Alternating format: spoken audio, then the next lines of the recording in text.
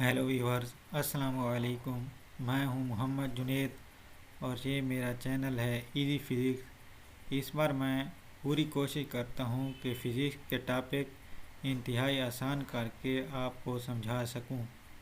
तो चलते हैं आज के टॉपिक की तरफ। आज का जो टॉपिक है वो थर्मोडायनामिक में से है और ये है फर्स्ट लॉ ऑफ थर्मोडायनामिक्स। तो इसकी डेफिनेशन नीचे दी गई है। The heat energy given to a system is converted into its internal energy and the work done on the system. तो स्टूडेंट, जब भी हम किसी सिस्टम को एनर्जी देते हैं तो वो एनर्जी, कुछ एनर्जी तो उसमें से उस सिस्टम की इंटरनल एनर्जी में कन्वर्ट हो जाती है, यानी कि उसकी कुछ काइनेटिक एनर्जी और कुछ पोटेंशियल एनर्जी चेंज होती है। पोटेंशियल एनर्जी अगर चेंज होगी तो सिस्टम की स्टेट चेंज हो जाएगी, यानी कि वो एक स्टेट से दूसरी स्टेट में चेंज हो जाता है, या फिर उसके मॉलिक्यूल की पोजीशन चेंज होती है। इसके अलावा काइनेटिक एनर्जी जब चेंज होती है तो उस सिस्टम के मॉलिक्यूल की काइनेटिक एनर्जी ज़्यादा हो जाती है, जिसकी वजह से वो मॉलिक्यूल वेलोसिटी बढ़ने की वजह से ज़्यादा तेज़ी से मूव करना शुरू कर देते हैं।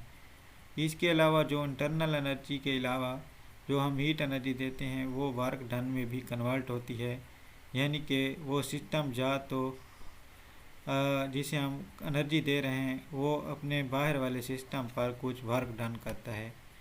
अब हम उसकी इक्वेशन लिखते हैं। इस इक्वेशन में डेल क्यू हमारे पास वो हीट एनर्जी है जो हम किसी भी सिस्टम को देते हैं, तो वो इक्वल टू होती है डेल यू जो कि इंटरनल एनर्जी चेंज है, और प्लस डेल्टा डबल यू वो वर्क है जो कि वो सिस्टम अपने बाहर वाले सिस्टम पर करता है। अब हम उसे ज़्यादा सिंप्लीफाई करके लिखते हैं। जो हमारे पास वर्क डन होता है वो फोर्स और डिस्प्लेसमेंट के इक्वल होता है। अब हम फोर्स को प्रेशर की टर्म में ऐसे लिखते हैं कि प्रेशर मल्टीप्लाइड बाय एरिया, और अगर हमारे पास डिस्टेंस डेल एल है तो एरिया और डेल एल मल्टीप्लाई होकर वॉल्यूम बन जाते हैं। फिर हमारे पास वर्क डन आ जाता है। Delta W is equal to P delta V, जहाँ पर delta V change in volume है।